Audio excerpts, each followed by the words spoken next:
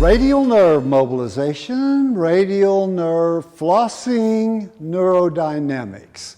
This is a very, very powerful technique for those people who are having pain down the arm. We don't know if it's coming from the neck, we cleared out the neck, or maybe we haven't cleared out the neck, but whatever. If there's pain going down the arm, we want to see if we can jiggle it loose. And the way to jiggle it loose is through nerve flossing. So we're going to start with nerve flossing. And I'm going to have Jolynn start by scooting over way to the edge of the table so that I can brace the shoulder. You've got to keep the shoulder braced or this technique will not work.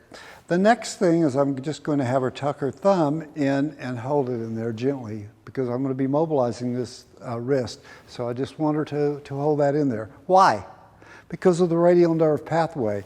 Comes down through clavicle, down through here, and then it runs on these fingers, the thumb, index finger, middle finger.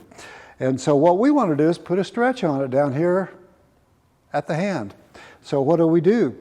So she's tucking that like that, we flex it, that puts more of a stretch into it, and we ulnarly deviate it. That's ulnar deviation. So now look, we've really got a stretch on that nerve here, but it's really not stretching it yet because I don't have that elbow extended.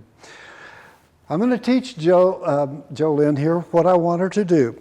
I'm going to hold your head here and I want you to side bend your head so that your ear almost touches your shoulder.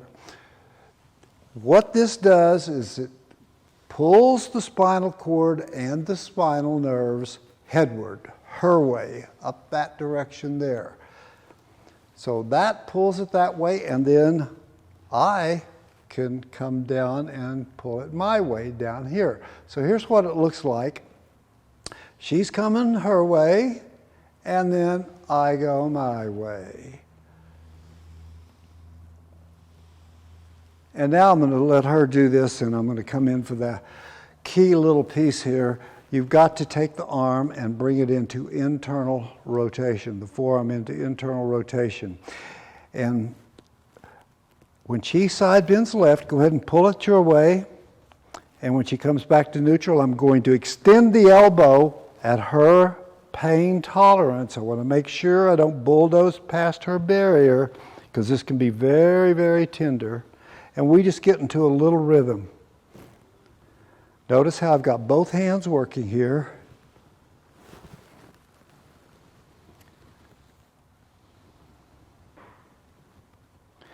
If they're symptomatic, you back off to the inner barrier zone. Don't go in and bulldoze the nerve barrier because it can really set off a lot of protective muscle guarding. Okay, so only about 15 or 20 times with that, particularly in the first session. Do it every session till you feel like you really are having no pain all the way out into extension. At that point, you want to pump some fluid into the nerve. So how do you do that? You tension the nerve.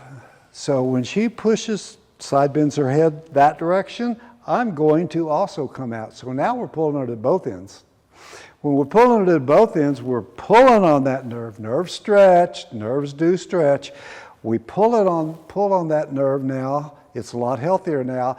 And when we let go, what happens? Sucks in all of the fluids, the healthy fluids, metabolic substrates, all of the stuff that makes the nerve healthier. And so this is called a tensioner, and you only do this when you feel like there's absolutely no more pain. Now you're just strengthening that nerve. So here we go. Jolynn, just go ahead and go out, and here we're going at the same time.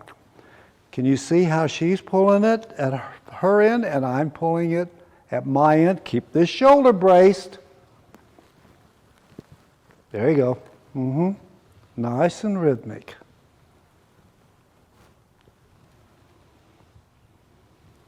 Excellent. Excellent.